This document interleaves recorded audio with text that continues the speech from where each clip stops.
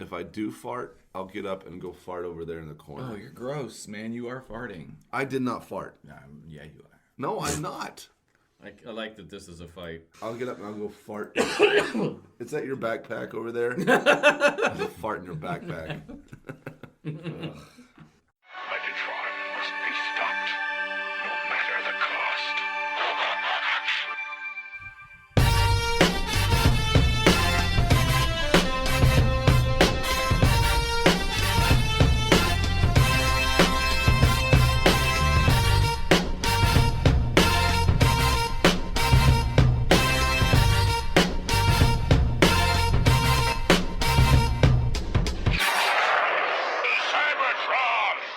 Hello, ladies and gentlemen, and welcome to the Autopod Decepticast. This is your weekly podcast that delivers a minute-by-minute breakdown of the 1986 Transformers movie. I'm your host, Aaron, and with me are two guys, who just fucking killed it at TFCon Chicago here recently. We haven't recorded in so long, and we're going to be behind the times pop culturally, but we should talk about TFCon. We went there.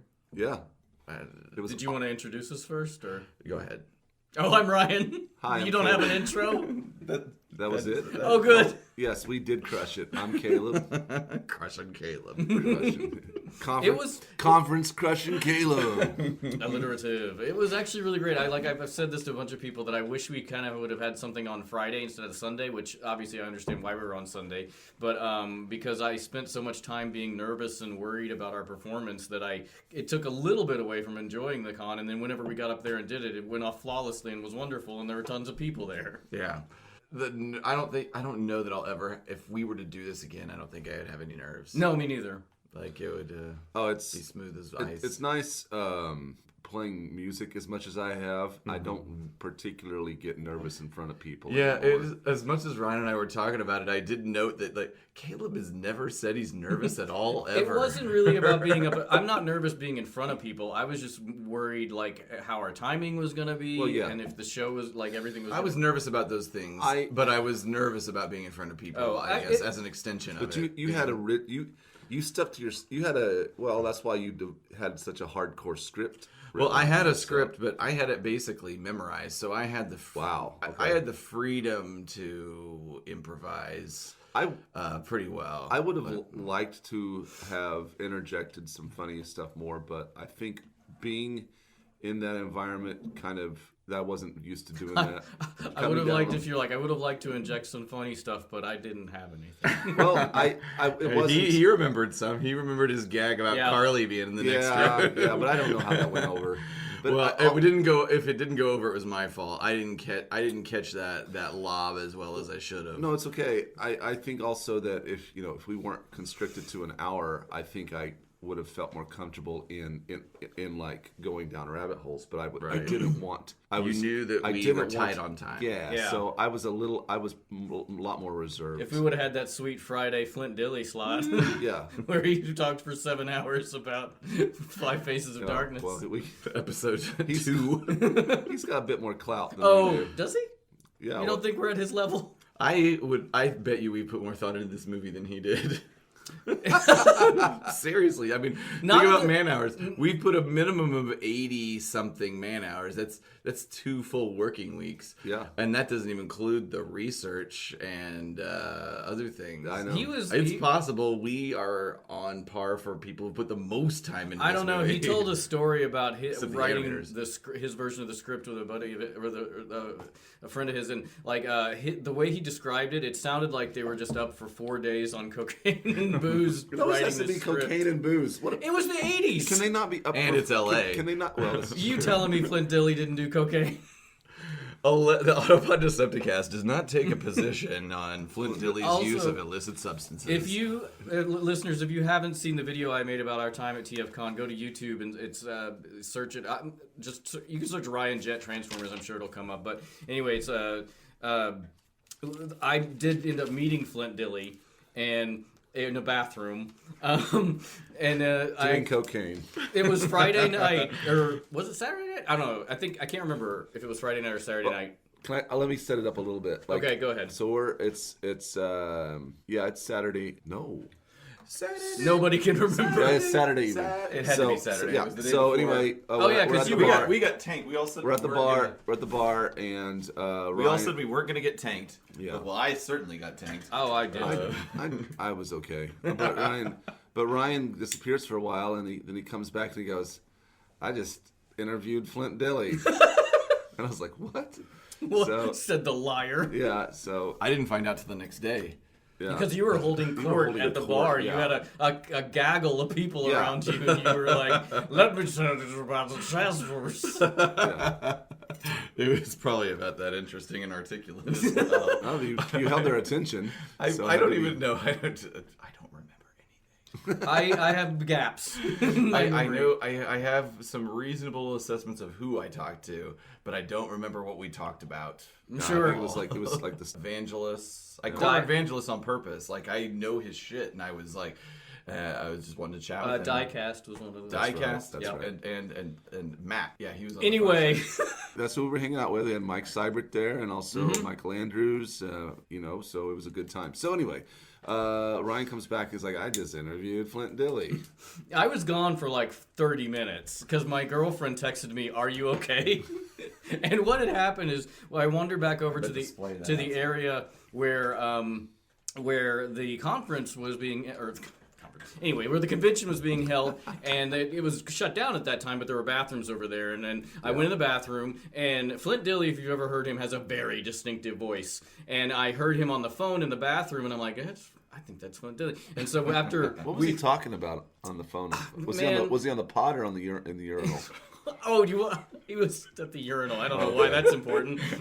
It is an important detail. Yeah, he's on the phone. You have to know, as a listener, if you're talking to a post-piss or post-shit Flint Dille. Yeah. He emptied the tank, Because your whatever state it of was. mind is very different depending on how it's going. But anyway. Well, so I didn't corner him in the bathroom like a creep, but he went out, and you were stalking him like a creep. kind of a little bit. I went out after him, and I'm like, we're the only two of the people in the hallway, and I'm like, I'm sorry, pardon me, are you Flint Dille? And Which he's is a like, dumb question. Yeah, but what else? How else am I going to open? Hey, Flint Dille. Look, my dick's still out. Yeah. Yeah, That's on you. That's aggressive. That's your. That's. I think our style would have worked. No dick. So I walk out there, and he's like, yeah, and he was really nice and like affable and like really friendly, and like started talking to me, and who I believe to be his significant other came up, and he was like, yeah, these guys have a podcast, and they're gonna be able to do a presentation on Sunday, and she did not care, but then he was like, hey, come over here and we'll talk for a little bit. So he took me around, and we sat down. Took you into his room. No, we went up to the registration area where where people registered, and it was obviously So he could empty. get his room key. And we sat down just Go out ahead. there in the hallway and talked for like 15 minutes. There was some dude who came by who like started talking to him too, and I was like, Butted get away, in. dude. Butted But then in. also I'm just dude who just cornered him. Right. But he sat there and talked to me for like 15 minutes, and I rolled tape on it, but Yeah. forgot to ask him for permission to Yeah. do it. So I don't remember the interview, and I re-listened to it, but don't remember what it was either, and I don't know if it's even interesting. I've listened to it. How is it? We all listened to it Yeah. in the hotel. I know, but I room. was drunk the second time I listened to it. So I will tell you, it's not great. No, it's not. And it's But for- not but- worth sharing with the public. But I will disagree. I think that it should be shared with the public because it's funny. The funny thing in my I'm an opinion is- investigative journalist. the funny thing I think about it is he.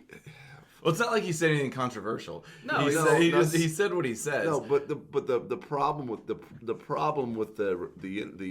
the conversation is that there's some quality. There's somebody from the staff that's vacuuming Yes. behind you. a and you good 75% of the time. So you can hear them talking. We actually had to move so they could clean the area. didn't help. They caught up you to can you. hear them getting closer to you while you're talking to him. And then there is parts where stuff he's talking about is it's fairly mundane for the purposes of an interview. I mean, it's just casual conversation. But I think it would be. I don't know if we'll ever be able to play it because we should probably get his permission. But Yes. I will say. But hang on, pause. Flint Dille, I'm sorry, we have a secret recording of you. That's what we're we those tweeted. guys, I guess. But I think. Fuck. I don't know. It's pretty funny though. This is how, we're ruined. No, We're ruined. I think he'd find it funny that someone's trying to talk to him and is excited to have it like kind of captured on audio, and there's like this vacuum cleaner running behind it. He is the main character of the story that you guys told. It's really funny. And then Caleb, talk about what happened with the con. Oh, well, it's hard to do it without a visual, but anyway, we were wondering if Flint Dille would come in to see us the Yeah, next day. because I told him to come see it. Yeah, and he seemed pretty enthusiastic about it. But we're sitting there, and I just happened to look. While we're doing our presentation. While we're doing a presentation, we're up on stage, and I just happened to look up and look at the back of the conference room at the door, for the exit out into the hallway, and I look up, and I just right at that moment, Flint Dille walks right by, and he's just looking into the conference room, smiling, but never stops stride. Smiling like I'm not gonna go in there. It's like yeah, and that was it. And I mean, I'm sure he'd had enough by that point. It was Sunday afternoon. He's going to come sit and watch something bullshit.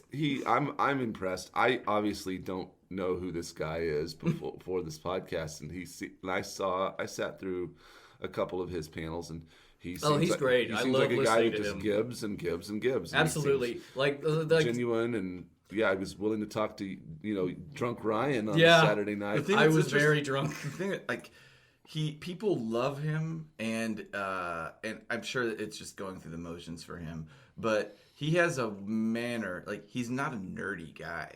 He's not. No. I wouldn't He's I have a almost hard time like understanding. He's just not a dorko. In fact, most of the creators aren't. He's total dorkos. He's kind of like the cool college professor. That Yeah, that's a good way of describing him. Yeah. I think he does care. Why else would he do this? He seems to really love interacting with people. What I mean, though, is that he doesn't prepare. Okay, to your point. Okay, maybe going through the motions isn't the right way to put it, because that insinuates he really doesn't care. Yeah. He's not putting any time in. He's not phoning it in. He's not phoning it in, but he's also not working it. He's kind of like me with this show. A little bit. Flint Dille is the you of the Transformers universe. He is, I will say, meeting him, the way they say this, the Nerdist has said this about Tom Hanks. Meeting Flint Dille, he's exactly the way you'd want him to be. Yep. Yeah. And so I argue that at some point maybe we should try to air some of that audio. I'm going to tweet at him. Why don't we just get a real interview with him? How about that? No, I mean... No! I want to play the Lost Dille tapes. No, all I'm trying to... Yes, of course it'd be awesome to get an interview with him, but all I'm trying to say is it would be funny. I think the audience would love to hear your attempt at an interview with Okay, that is annoying me. Yeah. That is actively annoying me. That is what was the interview was. It's not that bad. That's how annoying the interview is. I didn't find the vacuuming that annoying. Well, I find it hilarious. I'm telling you that. Anyway. But when we interview him, we should have a vacuum going. I think it would be funny to do that again. And maybe for me, it's not about it's not about getting an interview with Flint. It's just about this joke that I'm perpetuating. I will say this: I was impressed that I'm really glad that you actually got to have a one-on-one conversation with It was Flint Dille. amazing. That's really cool. Recording aside, you of all people. Of all people. Of all people. What does that mean? It just means that you're kind of a little turtle. I'm proud of you. I'm proud of you guys. Aaron, you were talking to Flint Dille. Aaron was holding court with the other podcasters. I was hanging out with Mike. Looking like a fool. I was talking to Mike Seibert, Michael Andrews, having a good time with them. It was a good night. Yeah, the whole thing. I wish I'd have diversified a little bit more, but anyway, because I was having so much fun. I didn't want that night to end. It was a very the whole trip.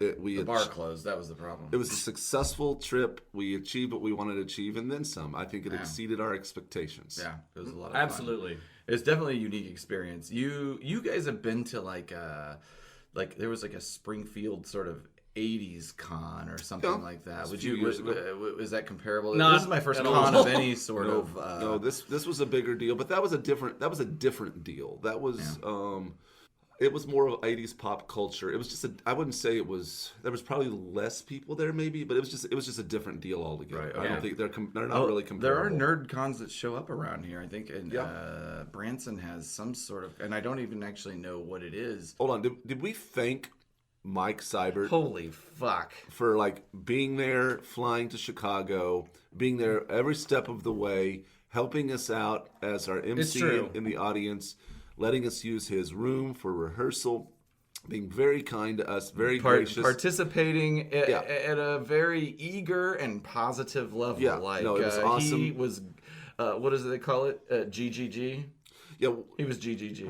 And Game good. German Goo Girls? And not everything that happened in that hotel room was videotaped. That's right. We'll post stuff, and we might get like 5 shares. He posts stuff and mentions us, and he gets like 40 shares. Absolutely. 40 retweets. Like Flint Dille, meeting Mike Seibert in person was everything you would hope it would be. Yeah, he's great. We were glad to finally meet him in person. And you know, how did we return the favor? We never recorded with him. I know. We wanted it. Well, we were supposed it wasn't to do just a favor to him. It would have been fun to do. We were supposed to do an afterglow, and it just didn't work out. One thing led to another. But we're going to record more with him. He's awesome. Everybody, please check out Mike Seibert Radio. He was great. He had great feedback. And it was just fun working with him. Yeah, it was fun working with him. So thank you very much, Mike, and everybody. Please check him out. We'll plug him on the social media when we put this episode up. Also, one of our longtime listeners, Michael Andrews. Hung out with him. You've heard us refer to him in the past as Pizza Toss Mike. He's the father of the Ghost of the Iconic Moment. He is, and Ultra Mike-ness is he originally is Ultra Mike-ness. We have a habit of attributing original Ultra Mike-ness. We've had a habit of taking his stuff and attributing it to the wrong people. But he was great to meet in person. He's also an author. And gave us a book to read called The Story of Mage. So I want to pause for a second because I want to give that due respect.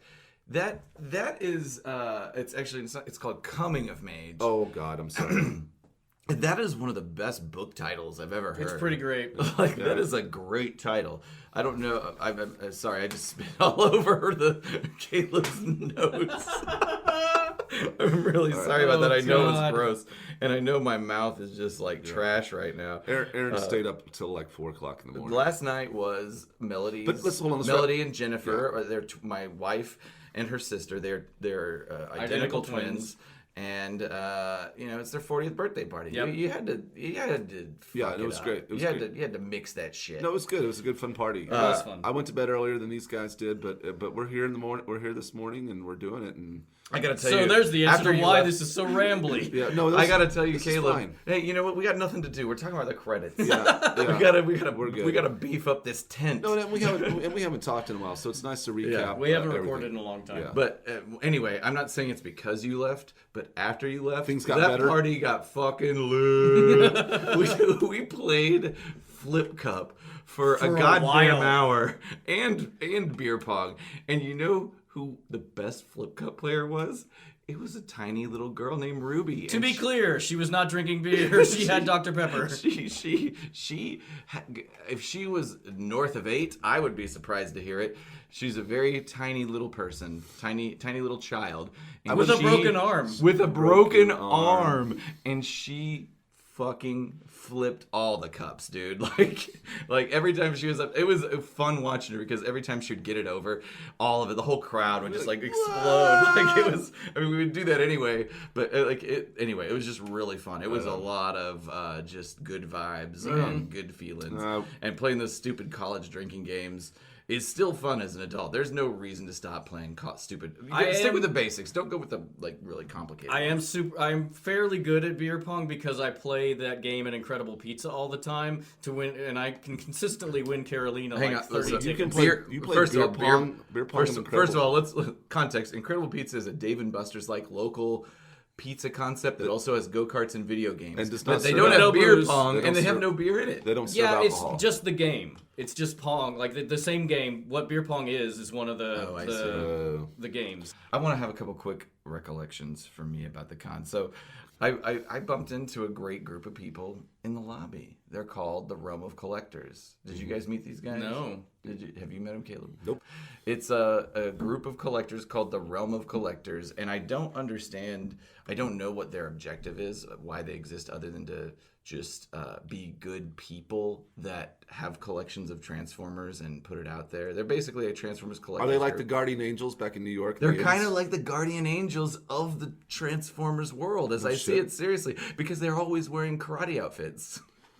Okay. Really? No, they aren't really. Oh, yeah, you got me really excited for a second. But I want the Realm of Collectors But no, to I do think they run are security like for that. us at our next conference. But I do feel like they are like that because I feel like Dog.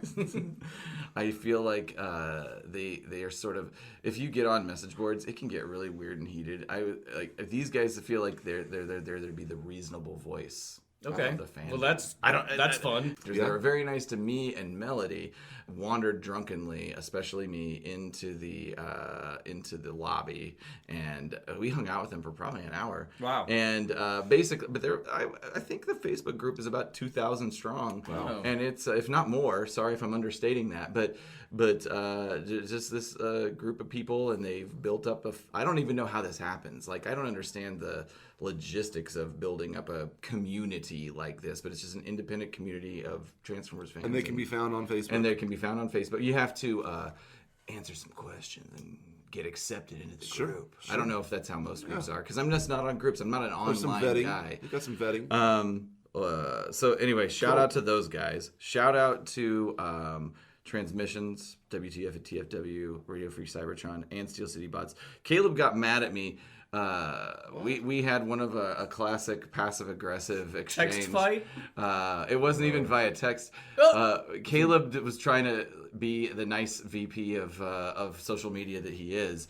And he did a nice shout out on Twitter after and posted the picture of the podcasters panel. Ryan put it out and thanked Transmissions. Oh, that was Ryan. Yes. It was on my personal account. And then I came in and said, "Oh, and also thank you to these guys, these guys, Right, these guys, right, and right, these right. guys." And then you. But we had a text exchange beforehand, and you were trying to get everything right because you wanted to do your diligence. Yes. And you did your diligence. I did. And anyway, and so what happened next? Well, you came in and were like poo-pooed all over it. You were like, "Well, it looks like there's three people are running our Twitter page." You like criticized it from your own Twitter profile, and I was like, "Well, shit, I was trying to do something genuine here." And no, yeah, it was no. I took it as like. We somehow forgot. Well, basically, we didn't name drop. What was it? Oh, WTF at TFW because you name drop Vangelis, but Aaron, the other know. cat, I was trying to... the other cat from there. No, I know. I don't know these people. Yeah, no, I hear you. No, that's trying. But that was me. I think I was sort of self-consciously trying to be like. Exactly. I was being self-deprecating when I did that, and but you took it very seriously and legit from the Autopod Decepticast Twitter page. He blocked me. Well, here's I didn't know any of this. That's how mad you got. Well, because here's I wish I had it in front of me, but so I let that go. The first comment, but you came in again. No, I don't think so. Yes, you did. You did. I think I made one comment, and then you were like, block. You made two comments. I saw this, but I didn't realize there was a fight about it. Well, I didn't read it that way. You came in a second time. We're gonna have to find this. Yeah, we're gonna have to scroll it. But anyway, this is gonna be fun to edit. Anyway, you came in and said you came in as yourself again, and like said, but dressing. I was trying to be funny. I know, and it's That's fine. it. Now. I wasn't criticizing you, guys. It's about. Shouldn't we have like a sarcasm font? Am I right? Yeah. Are you? I think on Reddit they do have a thing where they do like /s means you're being sarcastic. Oh, like you it's said a visual identifier. What do you call it when? Yeah, you said. Sounds like Autopod Decepticast is gonna get shunned. Yeah. And I said, sounds like sounds like you're going to get blocked. And I blocked your ass. and I thought it was like, That's hilarious. Yeah, see, that was it Also- really happened. And so I went in because I obviously had the Right, password right. to the Autopod Decepticast Twitter, and I unblocked I knew- myself. I And knew was you just could- like, I and knew I you was just could like, do why that. did you do this? I knew you could unblock It's pretty yourself. funny, to be honest. That's Yeah, pretty you have to funny. put it in context. It's like putting a pebble in somebody's shoe. No, it's just the way you said it is like you were outside of the, like, yeah. Anyway, it's water under the bridge, and it was funny if you read it. It was fine. It did raise some eyebrows, I think, from those guys. Matt from RFC, Miguel from Steel City Bots, Evangelist Diecast, Jeremy, Daryl was day 1, Jeremy was day 2, and I'm sure I was stanking on day 2. Or day 3, I guess, yeah, the final podcasters panel. Caleb was very kind to let me know that I had halitosis on the day that we were. I shouldn't have mentioned it because you were obsessed doing about our it panel. all Yeah. day. I knew you should have mentioned it. I don't want a gutter mouth. I'm like I went to the hotel convenience store. I bought toothpaste, toothbrush, and dental floss, and I fucking ground down on that shit because I didn't want to walk around meeting people being like. Bleh. I'll be honest. Even after you did all that, your breath Didn't still help. stank. But I didn't want to say It probably anything. stinks right now. Eric from Steel City Bots. Of course, Aaron from Radio Free Sean. Hey, Caleb, you were there on the podcasters panel as well. Did you have a fun time up there? I did. I felt a little bit inadequate because I probably knew the least about Transformers up there. Yeah, me too. I didn't feel adequate. But I watched about 10 minutes of that and then left. It was fun. I like those guys that they're really immediately they were into ball busting and carrying on and having a dialogue. And I think I did okay. I didn't say a lot, but very welcome community, and I really appreciate them encouraging us to be up there and hanging out with them. It kind of made me want to play that card game. Like they were so into it, and I've actually listened to a couple other podcasts of other people talking about that card game, and it seems like it's a lot of fun. But I've never played any card game, so I feel like it'd be hard to get like up to speed on the mechanics of how those games work. But I would love to go over to just tour. well, I'd love to go over to TF Nation. TF Nation, and I think that would be very well received. And we do have listeners over there. And For sure. I mean, Active. Obviously, Very that would be a vocal huge listeners. expense and time that I don't have right now. But I think it would be awesome to take our presentation and take it over there someday. It would be awesome. We should do that. And it would be. Why don't we talk? I've never been to Great Britain. Oh, it's Ryan awesome. Jet has. I guess have been both a of you couple of have. times, yeah. All right, well, fucking Also, good for you. Chicago was financially problematic for me, so I don't know if Any we need more to than talk. Great Britain would be. That's not your point. My point is I don't have No any LA. money. He doesn't have I'm any broke. money. He's I have no money. Ryan is broke. My car is.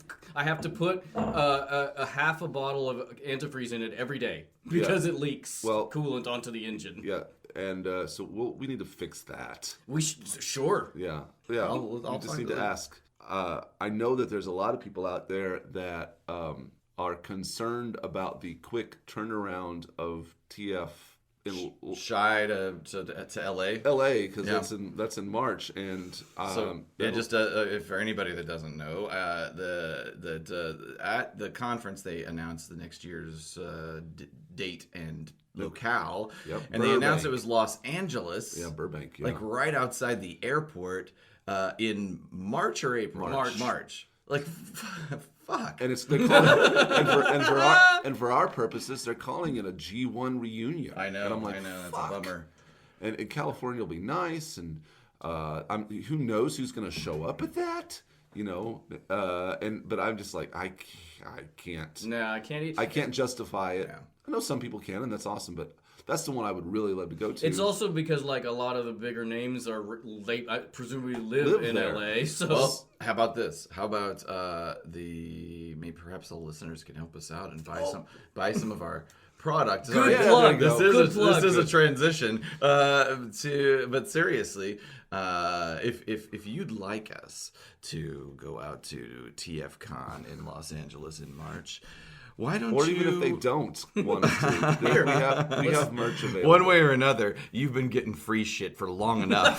It's time to pay the goddamn piper. And I'll tell you what, we have developed a couple of products. We got a store running. We've been talking about it. We've been like kind of Finally. beating around the bush a Just little in bit. time for this to end. Yeah, I know. The timing is just moi. But at any rate, if you've heard of the internet, you should definitely get on it because let me tell you, I would be impressed that they're somehow listening to this Without the not internet? on the internet. I mean, the very technology makes this possible. Are we not on the radio? But What is this? no, we got picked up by National Public Radio. Actually, we're Excellent. played on, Oh, in yeah, most, in NPR most would markets love on most markets After on Dark. Sundays Yeah. at like 9:30 a.m. It's a great slot. It's the perfect NPR Sunday slot. But so we got a store. It's live, and you should go to that store. You should let's see. What do we got? What do we got? We on got a there? couple products. Let's start with the, dare I say, world famous Worldwide. Autobot recruitment poster in the style of Uncle Sam's World War One.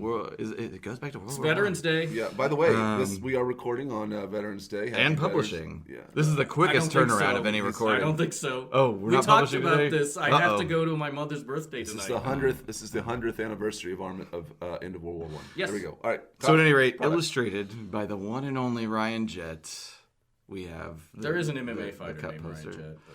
There's also Not that there's also guy. a male porn star named Caleb And Carter. a murderer named Ryan Jett. Yeah. So at any rate, that poster is $15, and that is a paltry plus shipping. That doesn't include Yeah, shipping. and don't act like you're gonna get off without paying a couple. I like the aggressive stance we're taking. Secondly, there is Autopod Decepticast pin series number 1. Yes, we've taken a cue from Hot Topic. That's right. We got ourselves a fancy little pin collection. It's awesome. If you like our podcast and you like Transformers the movie, this is the perfect thing to buy because you get to recollect your favorite moments of the movie, but through the lens. That's right. The twisted, broken mirror lens of the Autopod Decepticast. Should I have I should have put an audio up there of telephones ringing in the background. Certainly a vacuum. So at any rate, these pins are illustrated by none other than Mr. Ryan Jett, but also, who is this Aaron Thweet fellow? That's me. Yep. I did some of this work. So at any Yeah, rate, it's very quality. Holy Quality. shit. It is quality. yeah. So visit the website, get yourself something, help us pay for this goddamn website. Christmas is coming up. They make great gifts. They do. To nobody but yourself. Get yourself a gift. It's a gift that you're going to put in your own stocking. Go get it Black Let's just be Friday on our real about website, it. autopoddecepticast.com store. But the website's not cheap. I'm just going to say that. and This is the worst pitch and ever. also LA, man. Wouldn't it be great if we could pay for our way to LA If via posters and buttons that you get to keep and enjoy? it would be awesome. Sure. But it's not, we're not holding our breath. No, don't feel bad about it. No. Buy our stuff. I wonder if. All right. One more thing. So I managed to. Speaking of people that might be there, I actually successfully corresponded via email with Ron Friedman. Oh, yeah. Oh yeah, this is a great tale. Yeah. Please. I got his. Caleb, please proceed. Yeah. I can't tell if this is. No, I'm serious. Okay. I got his email address. I sent him an email. I was wanting to see if we could get a copy of his manuscript. I Killed Optimus Prime. And Which described that. So, well, you sent the email off, but he gave a whole description about, and not to get too much into the telling tales out of school side of it, but it sounded like I wasn't sure if the book was published, but basically not. he's selling the manuscript. Is that kind of what it was? Was it a personal thing? Unclear. Was it a personal thing? Like, I'll sell it to you guys, or was it like the manuscript's available to anybody who will give me whatever? How much money did he ask for? $30. $30. Via I think he got scammed by Ron Friedman. via PayPal. Is Ron Friedman a Nigerian prince? No.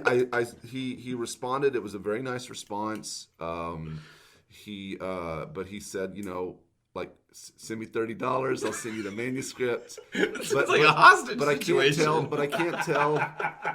I can't tell if it's like if he will send it if my money is helping him raise money to publish it and then he'll send it, or if he Like, will, is it an Indiegogo situation where you get it It's when it's made. Yeah, it's or is he unclear. going to send you a bound, like in the 3-ring binder? He's saying it's sort a of- bound manuscript that's signed, and there's also he's sending a picture of him with Stan Lee in there. Well, either way, Ron Friedman, you've got our money, or at least, I don't want to Caleb's. hate. I don't want to hate. I don't want to. I just want the world to know that Ron Friedman has our money. Oh God. Well, he does, and I'm that's fine with me. He deserves our money, but I'm just kind of waiting to see if his manuscript will show up in my mailbox. Yeah. And it's exciting, and You just get to knock at the door and he hands it to you. that would be so awesome, And he asks if he can sleep on your couch. dude. If he shows up, I'm immediately driving him up here to hang out and record with us. But he was really nice to respond. Yeah, and yeah. So we'll see. But what would be awesome is if he ended up. I mean, he seems like he would be a prime candidate to be at the TFCon in LA in March. For sure. If he was going to be on it, I don't know if there's a way I could not go. All right, well, that's another I conversation. know. And actually... We'd have to raise money for Ryan.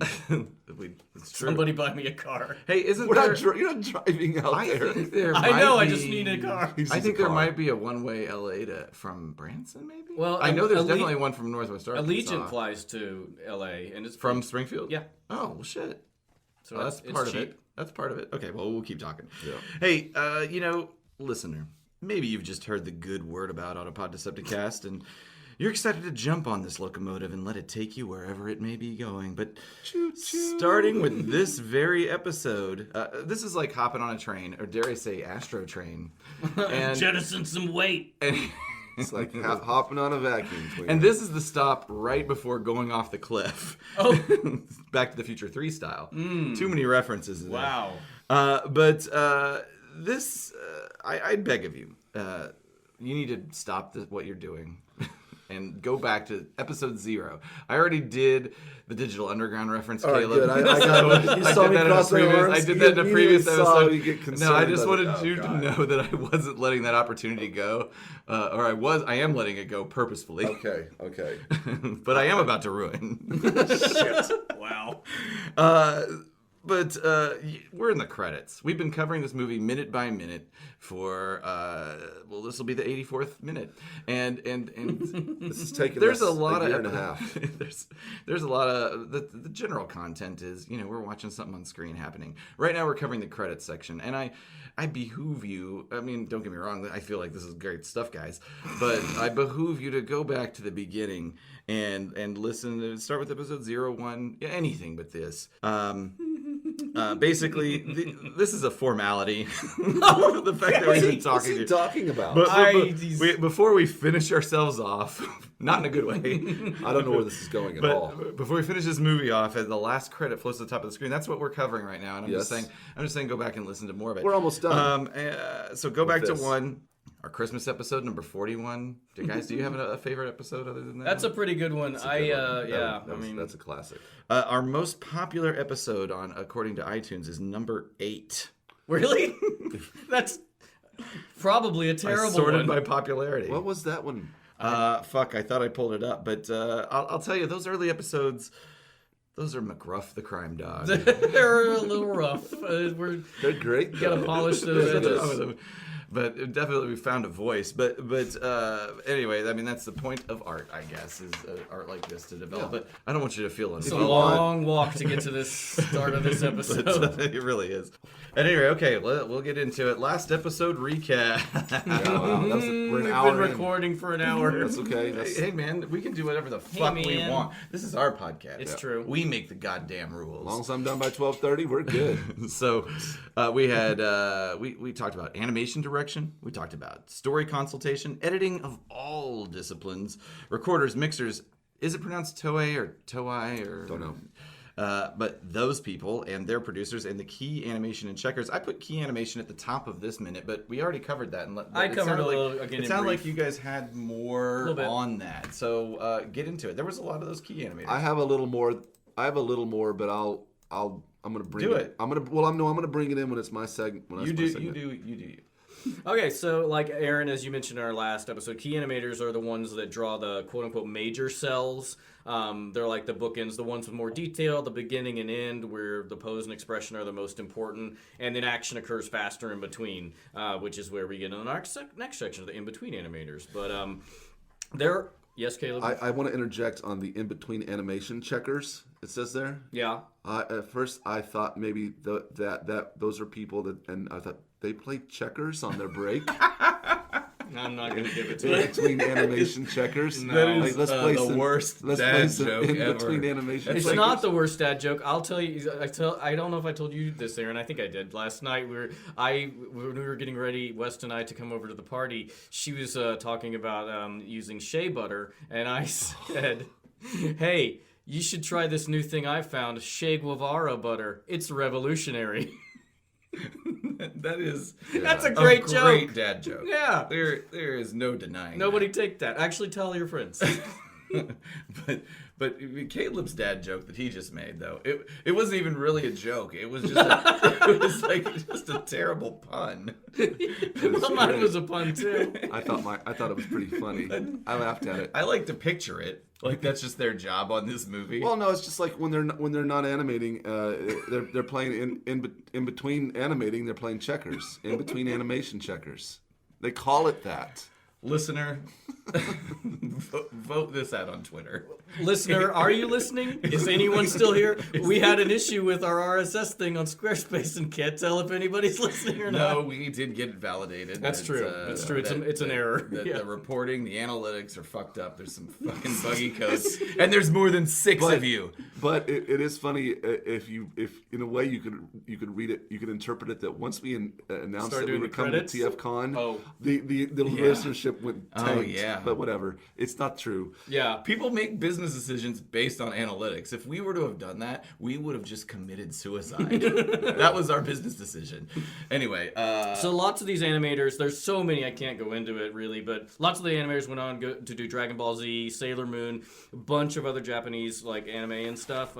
My girlfriend is really into anime, and I'm kind of perfunctorily into it. Like I like Akira and Cowboy Bebop, Vampire Hunter D. And I like just the Big art. O. I love the art of anime.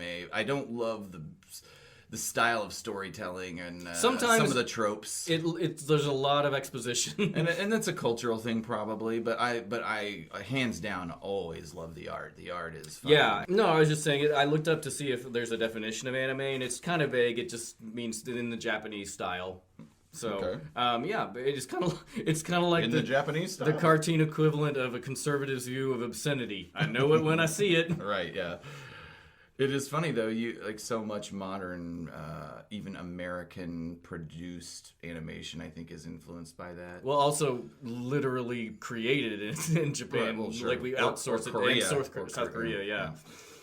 So after that, we go to the in-between animation checkers. Yes. And the in-between animators. King me. And oh god, I'm gonna do the in-between animators first. But no, wait, hold on. Do you think those are Akira Sato? They're Japanese, but they're in Asia. Do you think they're playing Chinese checkers? Oh god damn it! Now that's the one, Caleb. That is the one. You did it. It just takes time. You did it. Yeah. Oh, much respect. That is way better than Ryan's. It's not better. Like shea butter. Shea butter joke. Shea How butter. dare you? How Okay, dare what you? was it again? Shea butter. Shea Guevara butter. It's revolutionary. It's not. I prefer Fidel Castro butter. But that doesn't make it. That doesn't. That's no pun. No, it's Fidel Castro butter. It puts homosexuals in prison. It is a great. Yeah. Well done. Anyway, please continue. Oh boy. Okay, so the in-between animators, I'm going to do these guys first. There were so many I can't go into it, but I'll give you like a high overview. They're in the sandwich of animation. They're the in-between. They're like the meat, and then the key animators are the bread. They animate basically all the action shit. They're the ones that give the illusion of motion. Most in-between animators draw, quote, on twos, which means the action takes place at 12 frames per second, film is shot at 24 frames per second, so animating on ones is for very fast motion, and so on twos is for normal motion. In between animators, they don't really get the glory or the prestige, but it looks like more fun to draw. Aaron, I'm thinking in particular. Well, I could see where the fun lies at the extremes. Well, I was just thinking of the time, I don't know if you remember this, but we watched I don't know how we were watching some Simpsons animation in slow motion, and it's Homer emphatically pointing, and as he does, his head goes back and elongates. You catch it's kind of like that moment in Transformers the movie when Devastator smashes who's the Brontosaurus Dinobot? Sludge. He smashes Sludge on the spine, and his fucking eyeballs pop out of his head. That's probably exists for maybe 2 frames of animation, and those are definitely on the keys, right? Yeah. I would say those are extremes, and but at any rate, that's why I think that's probably where you catch that stuff more. Like the in-betweeners aren't making eyeballs randomly pop out of people's head, basically. Well, yeah, and to some extent, the digital software nowadays eliminates in-between animation. There's a term now called tweening, which refers to automatic digital filling and rendering in between frames. I've seen relatively easy to acquire cheap software that lets you do, probably for people in advertising or just don't want to pay top dollar for animation for their purposes, but it's basically fill in the gaps, or you probably create a line of motions because everything's done in Flash, which is it's fortunate and unfortunate. There's a lot of good Flash animation, Archer is wonderfully rendered. Oh yeah. But it doesn't have the spirit of traditional animation. I'm not going to go all full John Kay for a number of reasons, but I do love the feel of old animation. New animation does feel a little less soulful, at least in the execution of it, but I'm not going to also hate on it either. There's a lot of good things going on. We're going to take a real middle ground stance. Well, no, what I mean is I think shows Family Guy. Family Guy is one of those shows that I feel like you either put your foot in the ground and you're like, I fucking love that show, despite the fact that it is poor character design. It's not the best character design, but the character development is great, and the storytelling and the writing and the jokes are great. And I don't know, a lot of people hate on Family Guy, and maybe all I'm really doing is saying, come on, really? Come on. But just animation in general has gotten cheaper via using Flash and other probably. But it is arguable that it allows creators, a lot of creators who wouldn't otherwise be able to make their stuff to do it. Right. So exactly, I feel like storytelling has gotten better as a result, while at the expense of animation, I could agree with that. But I don't think that's a bad thing. It just is what it is. Yeah. I like good storytelling, but I also like beautiful animation, and those backgrounds on those old Hanna-Barberas and things like that. You are going John Kay. The modern. No, it's true. They're beautiful. Great. You're talking about the mid-modern. The mid-century modern stuff. Yeah. They embrace that. Yeah, absolutely. That's probably part of why pop culturally mid-century modern people care about that aesthetic so much. I think that's why Ren and Stimpy was totally a renaissance of that. John Kay. Coming back to John Kay. Yeah. Sorry, world. Yeah, he's a real piece of shit. But anyway, and even before he was kind of and I don't know if he's been to court or anything, but I would get I'm going to go ahead and side with the victims on this, but just as a grumpy personality in the world. He does seem sour. Take all the other stuff around that isn't proven, is still kind of floating out there and maybe is true, and I'll probably lend towards it is. But yeah, he's just always been an asshole. He's just a sour man. In my opinion. Just to put that... Hey, by the way, all these are our opinions. Allegedly. He's an alleged asshole. So what's our next section here? I need to do are you still in between animation checkers.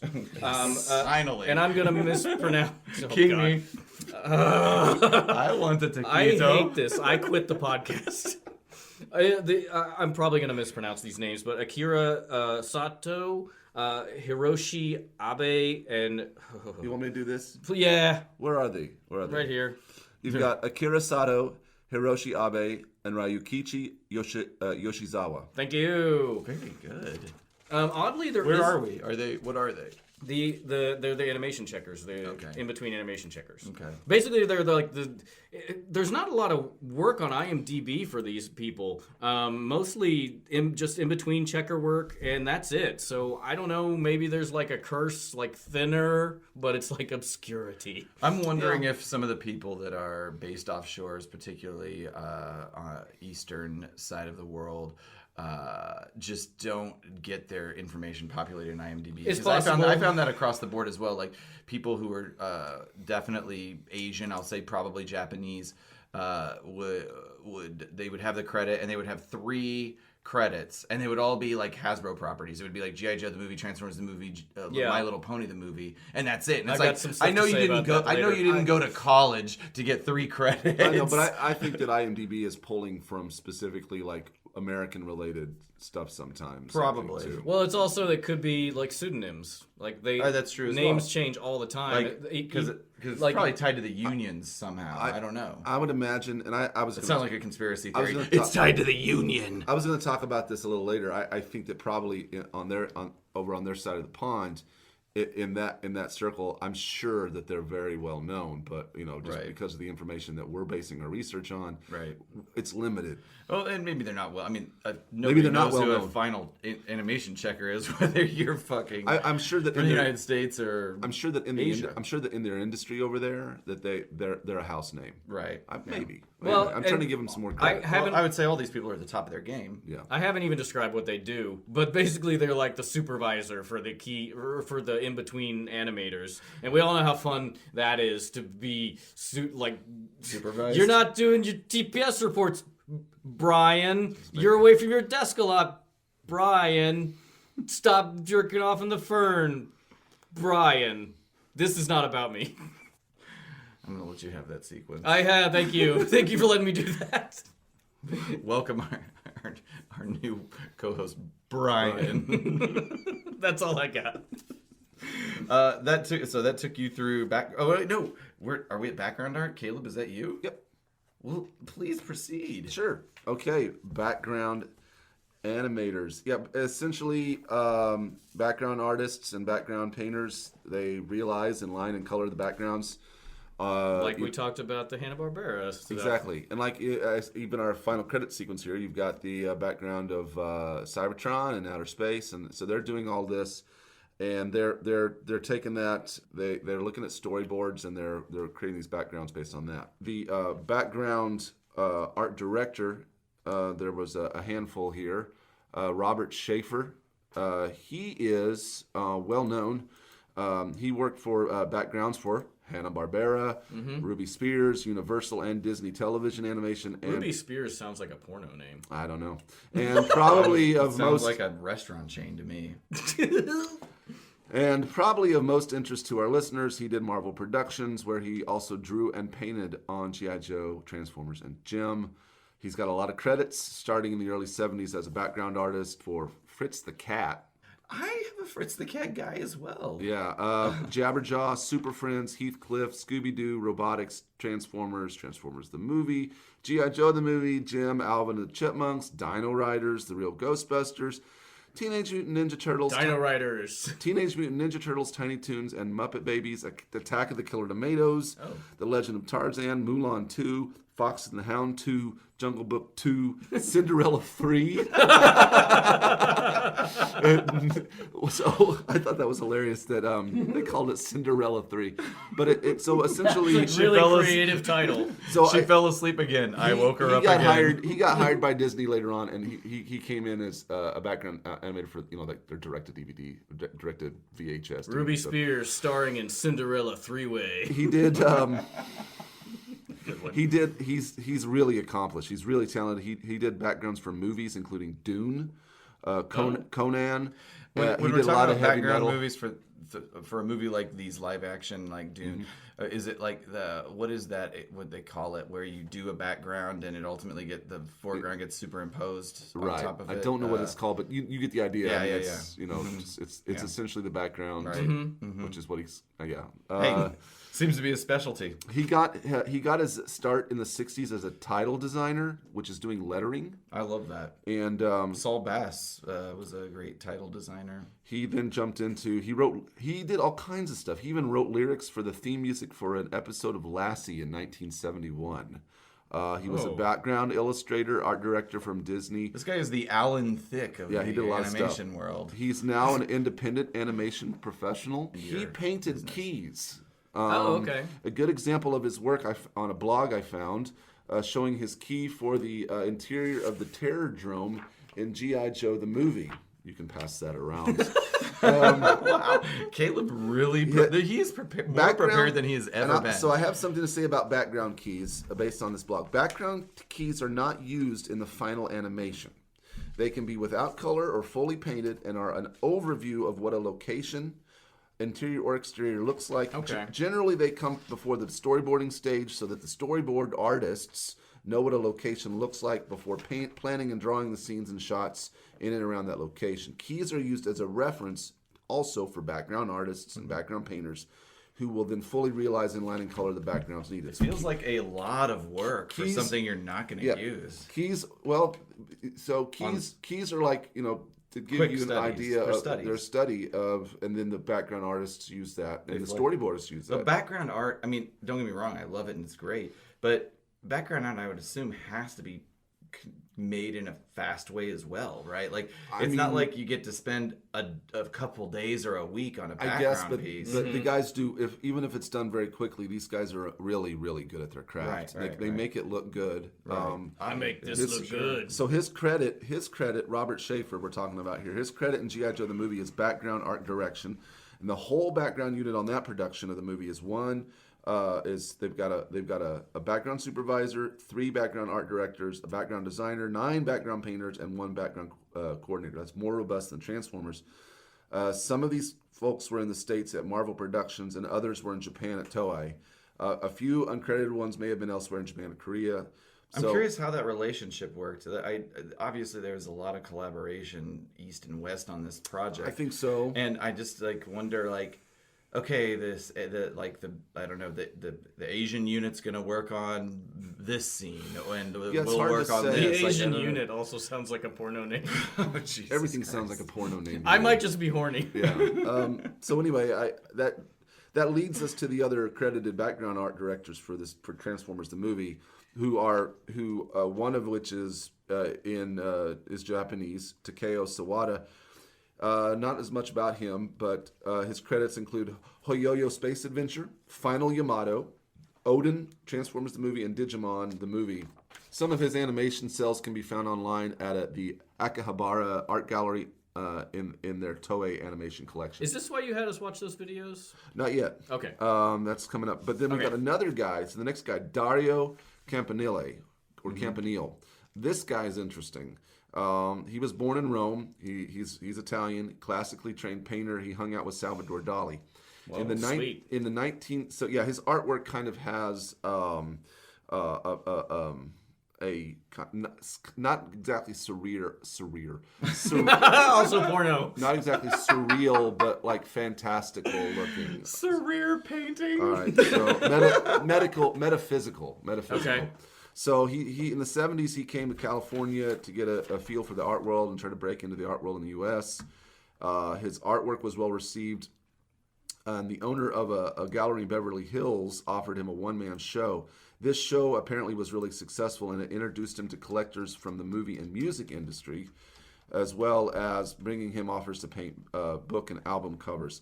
His artwork caught the eye of actors Valerie Harper, Carl Weathers, Cheech and Chong. Carl Weathers, yeah. Cheech and Chong, Herbie Hancock, casting directors and writers who collected for him. So therefore, so you had a lot of high quality benefactors. yeah, and so he was an artist in California in the 70s.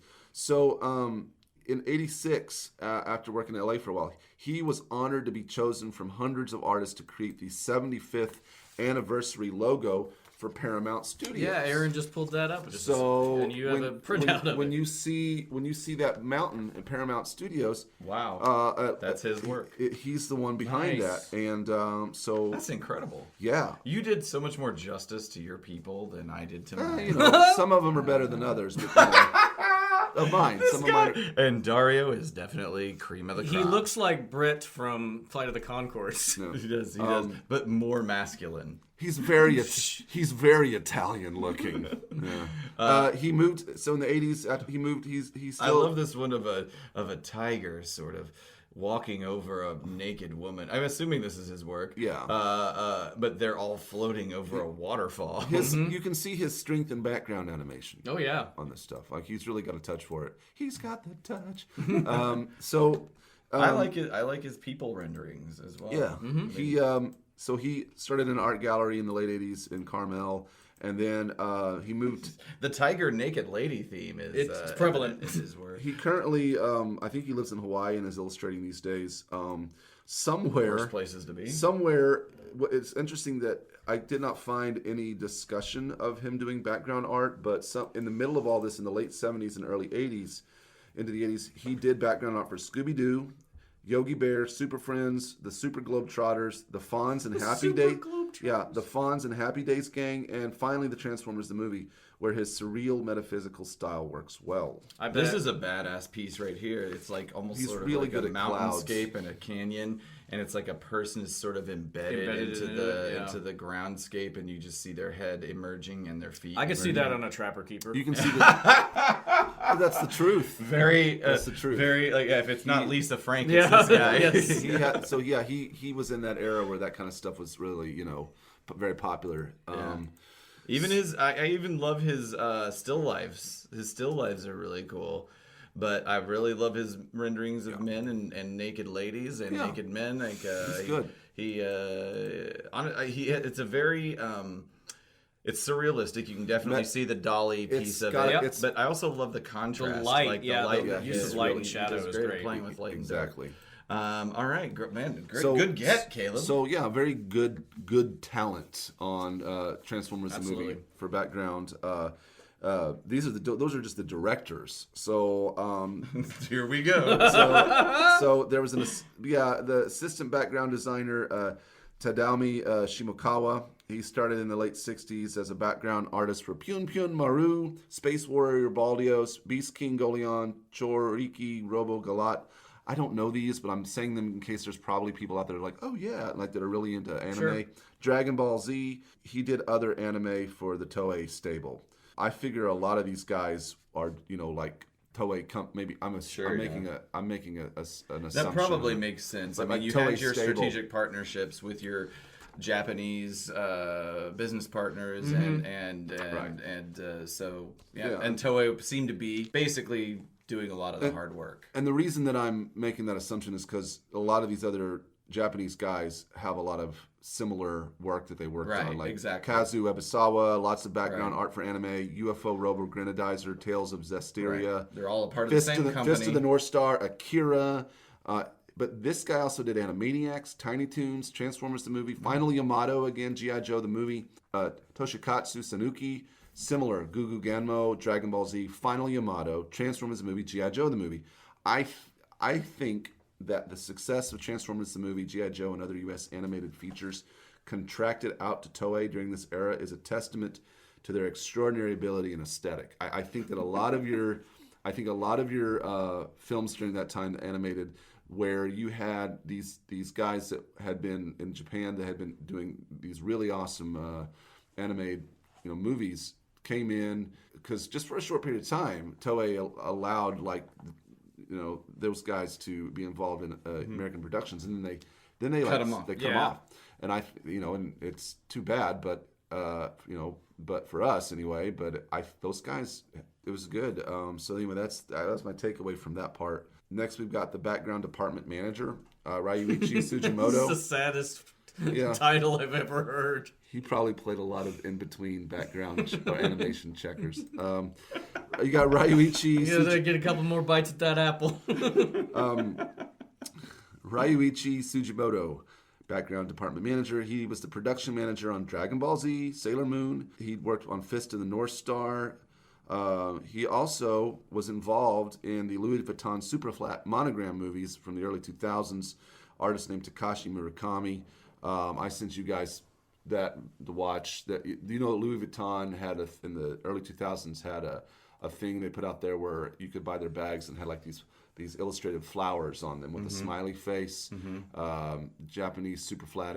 Super flat's like a philosophy of like looks flat, but there's more to it than that. Okay. I'm not doing it justice describing the aesthetic, but anyway, he was involved with that. What is it? Japanese super flat? Yeah. Oh, this is cool. So it's almost like taking recognizable images.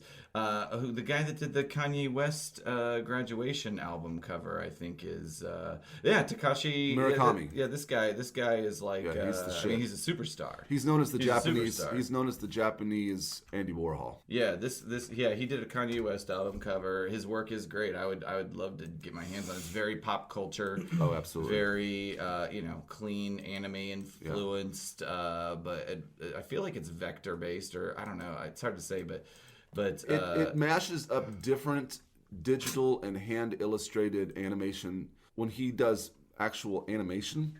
Graduation, I think, is the Kanye West album. Anyway, go ahead. Sorry, I was searching for that. That's okay. When he does animation, which they put together what I would call a movie. It's an advertisement for Louis Vuitton, but it crossed over into avant-garde art.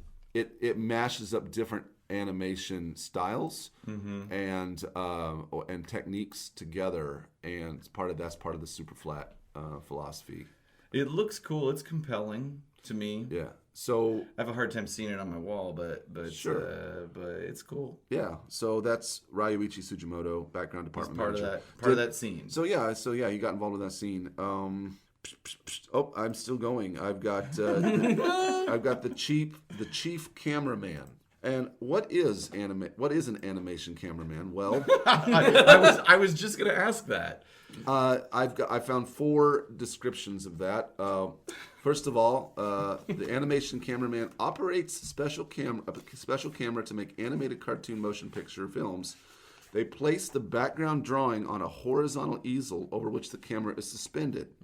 And they position the transparent celluloid slide on which animation has been drawn over the background and covers it with a glass plate.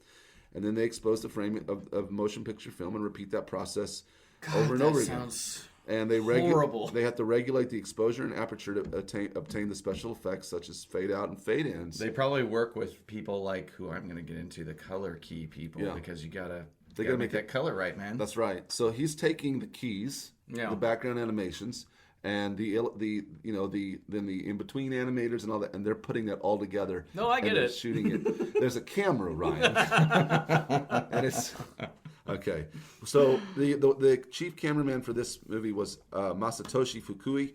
He was also a camera operator for Final Yamato again, Galaxy Express 999, Odin, Transforming the Movie, Dragon Ball Z, Sailor Moon, and Digimon.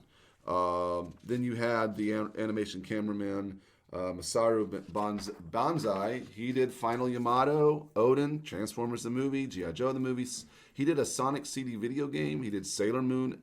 And he also was involved with the Superflat monogram. Then there was a Yukio Katayama. Same stuff. Galaxy Express 999, Final Yamato, Odin, Transformers the movie, G.I. Joe the movie, Dragon Ball Z, Sailor Moon.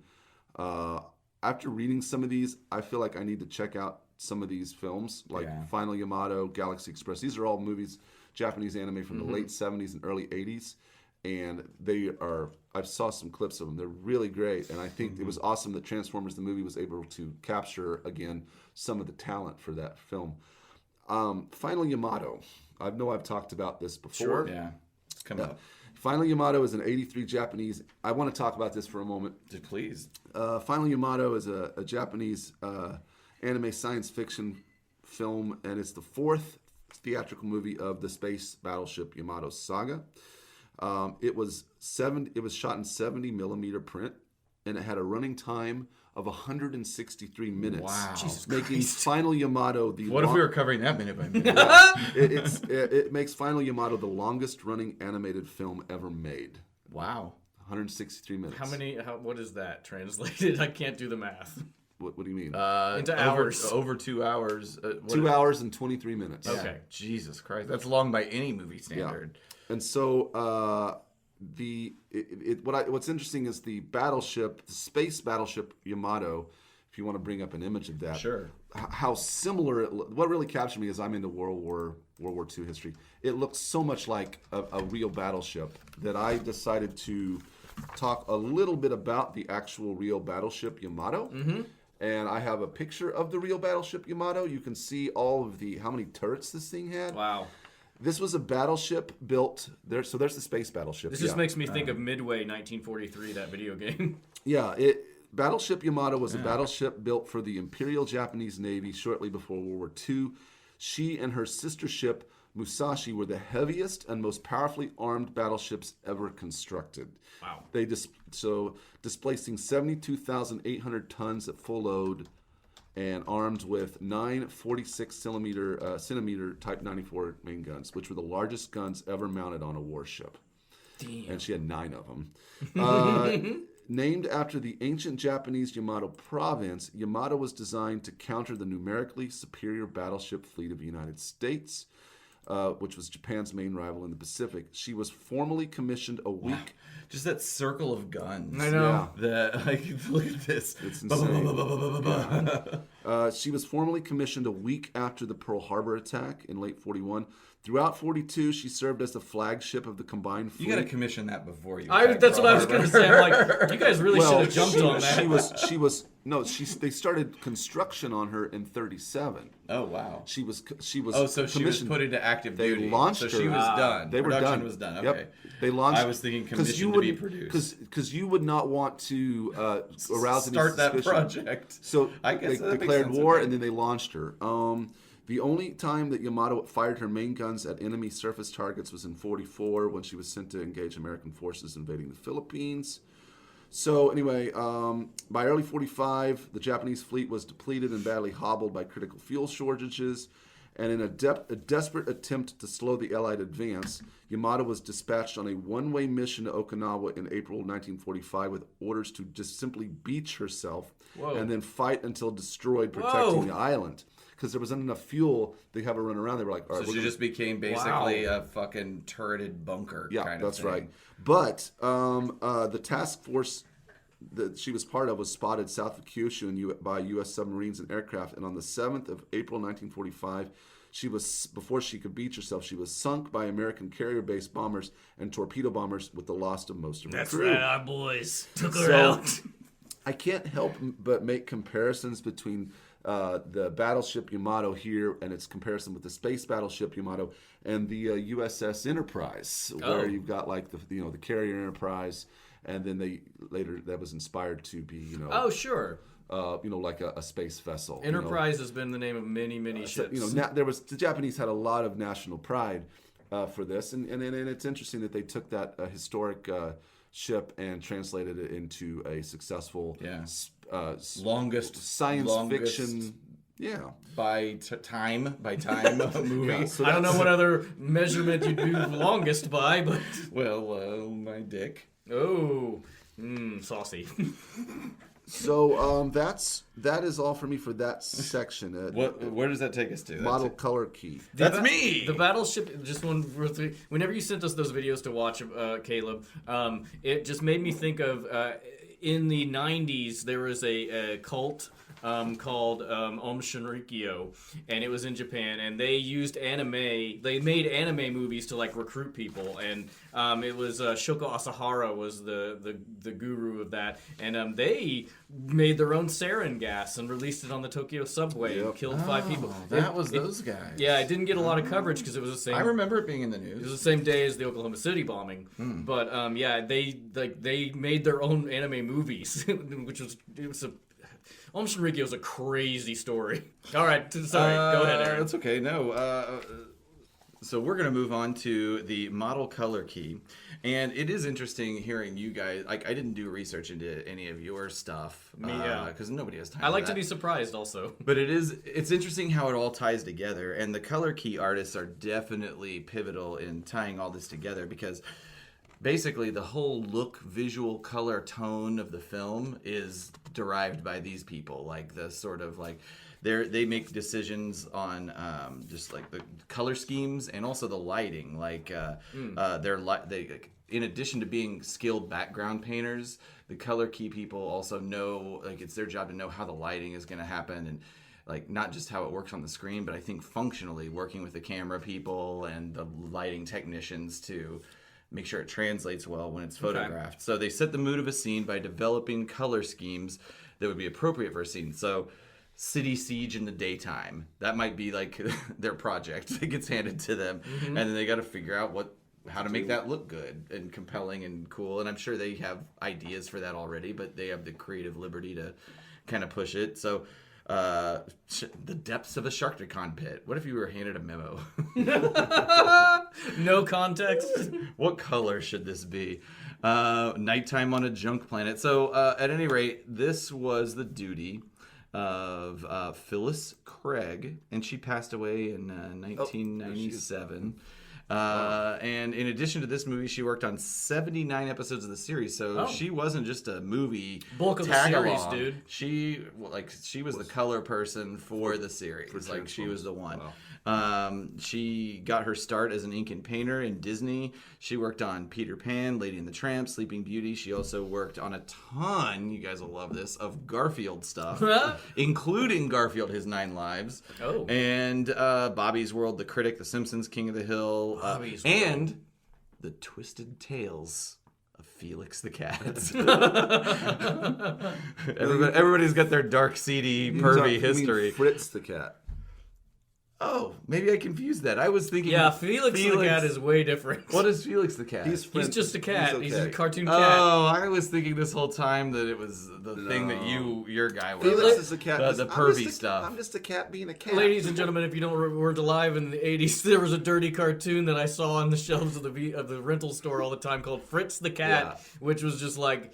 a weird, dirty, like furry. Well, it was movie. R. Crumb. It was based on an R. Crumb character who, I don't know. It was probably Ralph Bashiki or somebody like that. Like in the 70s, got a hold of the property and decided to make a pervy Greek. I never have seen it, but I remember it being in the video store. Yeah. So Ryan's mom worked at a video store in our hometown.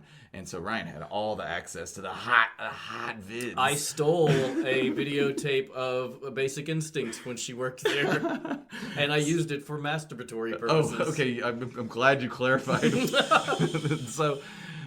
But Fritz the Cat was always on the shelves. And as a person that was always a fan of animation, I was drawn to it. But then when you flipped it over as a person entering adolescence, you're even more drawn to it because there were illustrations of voluptuous kitty titties. If cat tits are your thing, this is your jam because they are all over. And I don't know anything about the character but I know, but R. Crumb kind of has that sort of like his sensibility is very I don't know, like what's the word I'm looking for? He likes libertine, libertine, if you will. Sure. So at any rate, but his drawing is awesome. I love R. Crumb. Phyllis Craig, not associated with Fritz the Cat. I really thought she was. I love that outlier. She works on all this. I fucked that up big time in my head. You know, Felix. So that brings us to the ink and paint team, and so. Caleb, I did not do the job that you did, and I only had 2 people to cover here, but we'll assume they were for Toei. And I'll say their names to give them due. Masatoyo Ogura and Hiroshi Kosakai. I think it's probably Kosakai. Yeah, Kosakai. Hiroshi Kosakai. Very fun to say, and I apologize if I fucked that up. So at any rate, back in this time, you had your key and your in-between animators, and they do their job with the pencils, basically, right? They're pencils on sheets of paper. And the ink and paint people, it's basically their job to translate that sketch on paper work to the actual animation cell. Okay. And so, and when we talk about a cell, do you know where that, why it's called a cell? No. Tell us. Yeah, I want to know. Basically, it was celluloid was the material that the transparent material that they used to put these drawings on, and it's very flammable, and they Yes. I don't know if any animation studios burned down over time and it became a thing, but I guarantee that they did. But basically, the drawings are tested, they're synced with soundtracks, they're approved and cleaned up, and then the cleaned up drawings go to the ink and paint team, and they put it on the cell. That just made me think of the Ink and Paint Club in Who Framed Roger Rabbit. Well, I'm sure that is. I get that joke now. But basically, they transfer it to the cells, and then it goes to photography. So actually, I guess here we go. Ink and Paint supervisors. I do have a little bit on Marianne Stewart. She worked on G.I. Joe, My Little Pony, as well as Dino Riders. This won't be the first time that she worked on the animated Book of Mormon. She's not the only person that worked on that. I thought you were going to say Fritz the Cat. Along with Muppet Babies. Wild West Cowboys of Moo Mesa. Have we brought that up? Yeah, before? I know, but I know what that is. I don't know what it I don't know is. what that is. It's basically cows as people, as cowboys. So anthropomorphic. It's very weird. They're literally cowboys. They're literally cowboys. Yeah, yes. They are actually cowboys. Yes. It's real. I don't even know where I came across that, but I haven't done that in a while. So she also worked on Attack of the Killer Tomatoes, and this one was compelling to me. Kid in Play, which was a Fat Albert style show, humor and positive messages for kids, but starring, instead of obviously Bill Cosby and his garage gang of garbage people, Kid and Play. Kid and Play. Just nice, wholesome college kids. One of them's a little edgy. One of them's kind of a good boy. Those movies, the live-action Kid and Play movies, made House enormous amounts of... Yes. Oh, yeah. House Party made huge amounts of money. I saw House Party probably not long after. I mean, it never came to the theaters in Springfield, Missouri, but I remember when it came on HBO. I recorded it because it was before another thing I wanted to record, and I ended up watching it, and it became like boiled into my head from a pop cultural standpoint. It became one of my favorite movies of all time. I like how things in your head are not burned in, but they're boiled in. I've got a sous vide brain. So her supervisory counterparts to your guys' conversation earlier, Kuniko Murata and Junko Furuya. I think they're either pseudonyms or, again, it's just part of, like, they were part of whatever company. Like maybe they were the Toei counterparts. And but they only have 3 credits to their name, and all of those credits are very hardcore anime centric. So and really that trend continues when you get to the inkers and painters. One of the things that was very interesting to me is that the painters, I think with no exception, are all females. Huh. I don't know what that means or what that is about you're right. the skill or the task, but it just so happens they're all females. I don't know if, and most of them are Eurocentric names. I IMDb'd a handful of them, but I'm not going into any of them here. But well, I just didn't. I'm sorry. Yeah, they're not. None of them seem to be Asian. But multiple names here also worked on the animated Book of Mormon. Multiple names here worked on The Secret of Nim. Lots of Disney afternoon stuff. So I mean, a great crop of painting team here. Debbie Jonsberg. Yeah, Myrna Gibbs, Marta Squara, Robin Draper, Britt Vander Nagel. A lot of still syllables there. Britt Greco, Chris Brown, Harriet Rosal, Heidi Shellhorn, Leanne Douglas perhaps, Hannah Powell, Debbie Jorgensborg. And to be clear, that not the Chris Brown who beats his wife. No, it's with a K. Chris. So that's the painters, and now we get into the. I'm also responsible here for the color checkers. Oh God. Do you have some add on here? No, checkers. The checkers. They never stop playing checkers. I mean, everybody. You get onto a movie set. Don't even break out your own pieces. It's against. Yeah, I think the unions insist on that. You have to use the union pieces. Yeah. So I couldn't find a definition of color checker or Xerox really as a checker, eh? Second They're time I've made that joke. Spinning the checkers on their finger, like the nunchucks were. Yes. What I would. What a ridiculous- I'm gonna pause and go back to that. That's a great visual gag. But how did that even come? And I'm referring to what year did that come out? Like 1989, Teenage Mutant Ninja Turtles.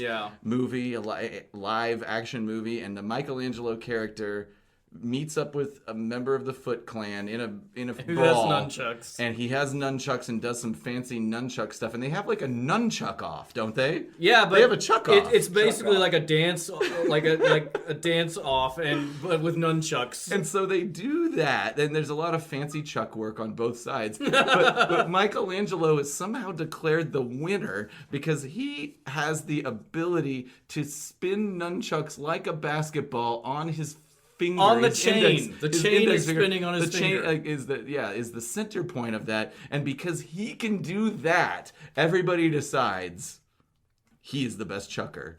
Like, after all this fancy chuck work, and he does this doofy gag. Fancy chuck work. I learned recently that the Secret of the Ooze #2, they didn't want the Ninja Turtles to use their weapons at all. So if you watch that in that context, that's why the fights are so shitty. Because they wouldn't let them use their weapons. Kicking and punching? Yes. All right, well. So basically the color checker, as far as color checker is more of an instrument, honestly, in the research I've done. And it's basically you've got a color key, and that's basically, it's printed material that has the colors, and basically those represent the way you want to see them visually. And so I basically think the color checkers, it's their job to kind of just monitor and calibrate color as it is filmed, and how it translates onto screen. Well, they missed a few things whenever people randomly change colors. Yeah. But that's true. But so I would assume that today in the modern world of animation and computers, that is kind of done automatically as a person works on it. So I imagine that's there probably is somebody who's like consistency in color is a thing, but it's probably one person as opposed to a couple people, and I would imagine the animators can just do it. It's like a la carte. It's like auto levels in Photoshop. Yeah. So, and that brings us to Xerox, and actually, it's funny that Xerox. I don't know if these people, Virginia Creamer, Bill Hudson. Actually, let me shout out the color checkers, Kazao Kinugusa and Hiroshi Morita.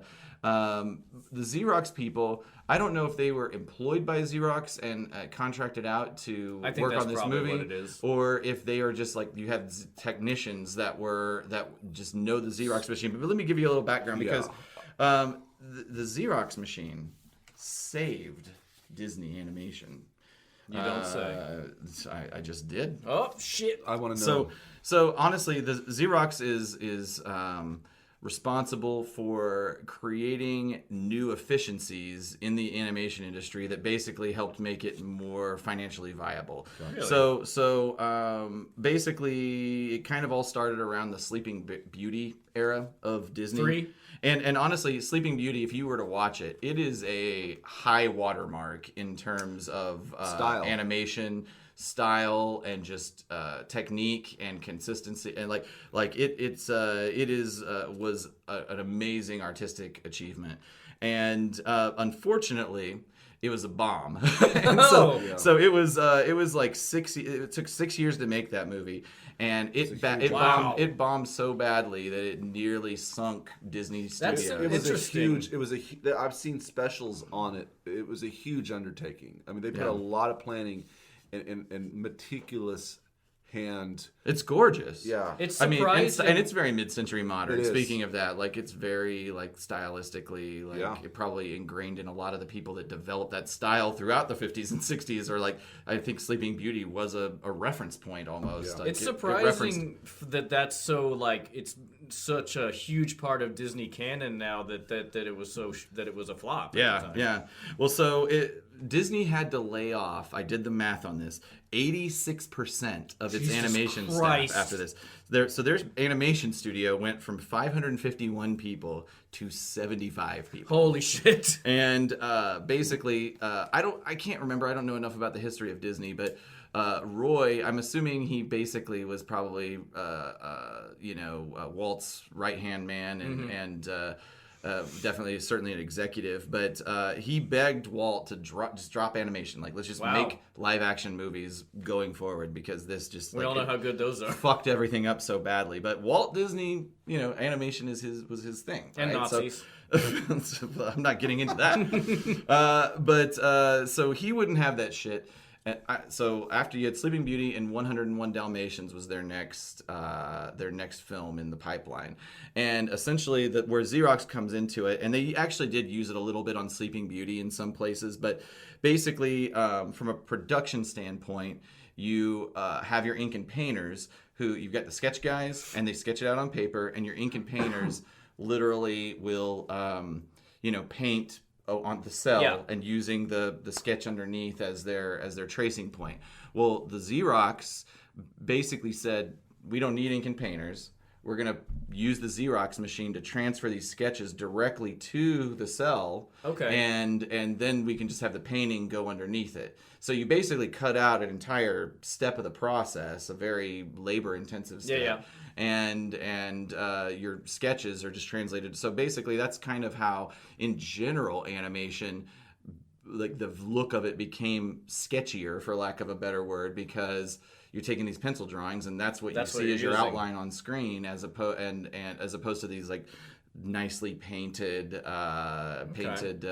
outlines. So it just became a little rougher, and that's, some people might argue that would cheapened the art form, but I would say it just developed it, just created it. I mean, they created a new look. And so if you were to look at a movie like, just to compare Sleeping Beauty or Snow White or Pinocchio to 101 Dalmatians, you would very starkly see the differences in the outlines. It is very apparent, like how that works. So anyway, that was the role that Xerox played in changing the animation industry. And so I assume these people were either the technicians. They probably were technicians. I don't know if they were employed directly by Xerox or by whatever. In my research on Dolby, which we'll get into, I think maybe on the next episode, it seems like they were contractors, from the company. Right.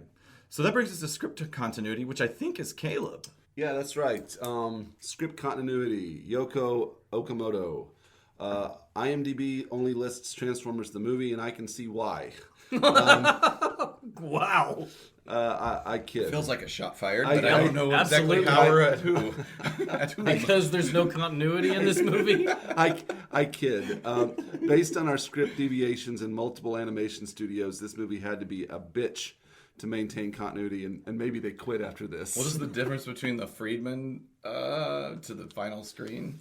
Anyway, yeah. Lots of differences. So that was this was their only role? Is that what? Based on IMDb. And so I made a joke about it. I didn't find anything about them out of this, and I thought maybe they got in here and did it, and they were like, fuck this, and quit. They're like, I'm not doing this anymore. Or they were executed. That's literally all I have about. It was an honor killing. Yeah. They brought much shame. Yeah. Oh, Yoko, I'm very sorry by the way for this conversation. They may not have existed. As it turned out, this movie, I feel like holds together. I don't feel like there's really any continuity errors. Well, I don't know what the final script looked like. It's just like there's so many like, oh, hey, those guys are dead and now they're in this scene, or like. That's all. I'm poking fun. Sure. But that's the only thing I could find on Yoko Okamoto, so I just decided to make a joke out of it. Well done. But then we have the shipping coordinator. That's you. That's also me. We have Kevin. That's also me. Kevin Shaw. He was the shipping coordinator for Transformers the movie and My Little Pony the movie. He was also a checking supervisor for Dungeons and Dragons and Muppet Babies. Oh, Dungeons and Dragons. What are they shipping? Just like stuff? Stuff of animation? Here are some essential functions of a shipping coordinator. Wait for it. In the film industry. I'm glad you asked. Here's some essential functions, not limited to, but including loading and unloading freight. Okay. They may run pick lists or other related documentation. They pick and package orders as needed. They transport inventory to proper locations. They create and maintain processes and instructions for shipping. They assist in preparing, wrapping, and labeling pallets and shipments. They inspect outgoing shipments for proper packaging. They schedule shipments. They may order shipping supplies. Do they get stamps? They probably get stamps. That brings us to our sponsor, Stamps.com. Yes. Depending on the division, they may operate a forklift or pallet jack. They maintain a clean and safe work area. if they're good at their job, follow established safety and ergonomic standards. And then Gotta be OSHA. I love the idea of him just coming and being like, "You're not sitting right here." Yeah. Getting some back support. so they're a guy that's just Warehouse. Yeah, they're handling making things shipped around. Well, there's only one guy. I'm sure it's like the head guy, and he had Yeah. a team. Why didn't his team get? I mean, it feels like everybody else's team got Well, name dropped. we will Why talk didn't about your that team? at the end of the next episode, where I talk about the into the credits. Oh, So okay. that's. All right. I mean, I'm not. That's on all. to that. Yeah. So he did some of that. That's basically what a shipping coordinator does. Gotcha. Thank you, Kevin Shaw, for making it happen Yeah. on behalf of Transformers the movie. That brings us to technical advisors. Ryan, that's I believe is in your It is. ballpark. Did you I- do some research I did. I like how on every single one of these people? on our outline here, Oh, Aaron God. wrote technical advisors, parentheses, there are a lot of these. Are you and gonna, there are. Are you going to read every single one of these people? Like their names? Yes. No. Okay. Good. No, go look it up. I don't want to Yeah, read all yeah, those good. names. Oh, to quote Wikipedia, a technical advisor is an individual who is an expert in a particular field of knowledge, hired to provide detailed information and advice to people working in that field. Basically, that's pretty much what you'd imagine. So, what would a technical advisor be on Transformers the movie? And the answer is, I don't know after researching it, because They I could was- be working in the shipyard with Kevin. Yes. I was hoping for a treasure trove of. There are 48 names on this list, by the way. I looked up every single. Why are name. Bob Prupus and Steve Schwartz noticeably separated? I'm They assuming are they're up the top head guys. and separated, maybe. Well, I don't know because I looked up every single name, but it seems like everyone had only 1 to 3 credits on IMDb, and they were technical advisors for this movie, My Little Pony the movie, and GI Joe the movie. Which, by the Hasbro way, crew. sidebar, those are all Hasbro movies, and they're all the name of the property, the movie. Yeah, I came across that a lot as well. A lot of Hasbro people work together on this. And what's up with that trend? I feel like it went beyond that too. I feel like I don't know if it's kicked off a trend or was part of a trend of just like blank The movie. but Sure. I want to say that there's very likely that, and I could be wrong, the technical advisor is a catch-all for people that by union rules or some kind of obligation, you need to throw their name they in there. in the credits. participated That's in not an the case. undefinable Nope, sense. nope, Oh, not. never mind. No, because again, we'll talk about that when we get to at the end of the credits. Okay. Just a little note: the end credits are not. There's no rhyme or reason. There's no rules about it. So we'll get that into detail at the end of Okay, the next all right. episode. But anyway, We should probably get to that. it's just like, is technical advisor a way to launder money? I don't know. Is it nepotism? I don't know why they're listed on here like this. Truly, the only person I found with anything other than this was Mike Riley, who, in addition to being the technical advisor in Transformers movie and G.I. Joe, was in a 1987 movie called Berserker, which he played the titular Berserker. It is available in full on YouTube, and no one is caring to remove it. I watched a lot of this. Was it any good? No! Even in a campy way? It's Was it any good? well, okay. It's based on the Nordic legend of the Berserker, who were these warriors that fought in a trance-like fury. And on this movie, it's some curse from a Viking boat that landed in North America in the 10th century. It's pretty slow and terrible. Like, it's not bad enough or crazy enough to be enjoyable for that reason, and it's not good It's enough not good enough to watch. to be good. Yeah, it's slow, boring, and bad. Which this seems to lead credence to my theory that they were just technical advisors are just friends of friends. I don't know. Listeners, are you a technical advisor? Do you have friends? What happened? I would call Mike Seibert at the very least a technical advisor. He's on our of this technical show. advisor credits. There you go. I mean, I feel like he's much more, but we'll at least chuck you that title. And some of these sound made up, like Bob Darcy, Sid Good, Carl Fritz. I don't know. That's all I got. Just because you don't understand Ryan names Jett. of yeah. Coming at me. Wow. Come and find me, technical advisors. That's all I got on those guys. Okay. I think that brings us to the end of the episode. And we probably should kick through it because we have a time constraint to get our next one. So This was a 2-hour over the. hey, you know It's what? great. We It's were good worried stuff. about this, and it Nope. turns out it's Not at more all. fun than I was expected. never worried. Honestly, the pressure's off. I don't have I don't have to really. I don't feel like I have to like curate Care? anything. Yeah. Okay. I mean, I woke up at 9 on the dot. Welcome to my world. Oh God, it's so beautiful. Yeah, it's nice. Hey everybody, keep listening to the show. I know we're closing out we're getting close to the end here. And yes. Don't unsubscribe. We'll have more stuff. I would say I'll take the opportunity Someday. to say next episode as well. Like we aren't going to be publishing at the cadence that we have been. I think that will slow down somewhat, but I think we're going to continue. Well, it's not think. I know we're going to continue to meet up. Probably, I would say at a minimum monthly. But I don't know that there's going to be. We'll figure out a regularity.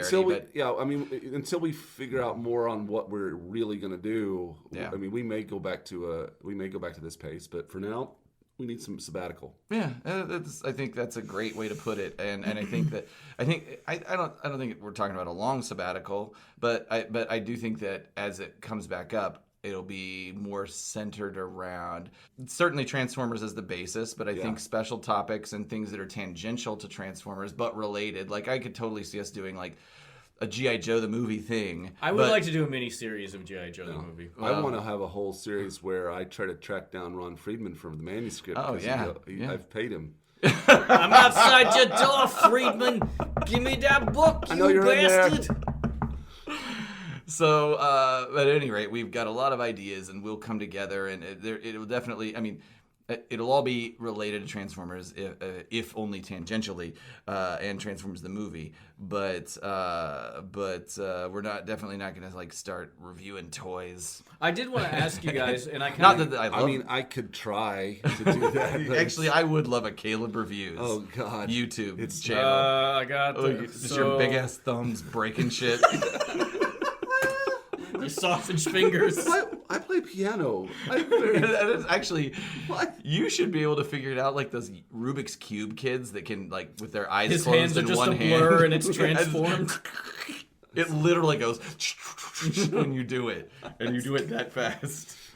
But luckily we're evergreen, and this podcast isn't Yes. centered around. That's a phrase I just learned. Really? over podcasts over TFCon weekend, and so that doesn't mean you can't help us grow by touting the podcast And buying our merchandise. and buying the Please, merchandise. I need a car. So please continue to listen to the show on iTunes and do not unsubscribe because we will continue to produce I content. thought you were going to say find you. iTunes, Stitcher, Google Play, and TuneIn. There's, of course, the social media presence, Twitter, Facebook, and Instagram, all of them at ApodDcast.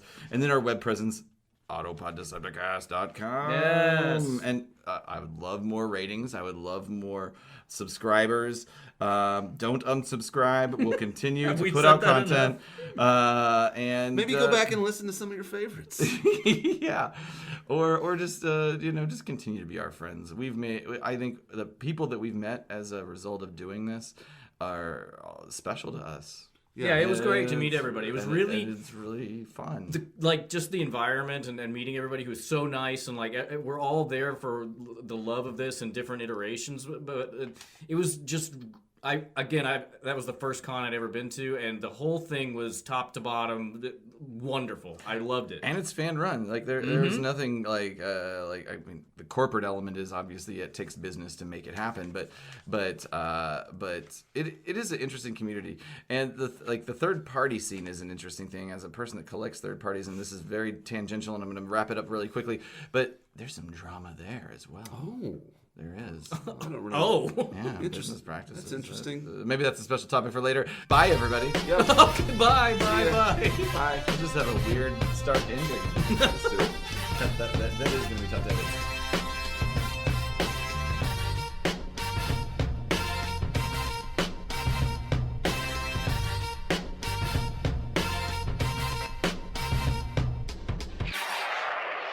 Cybertron! Brussels, where we sell good.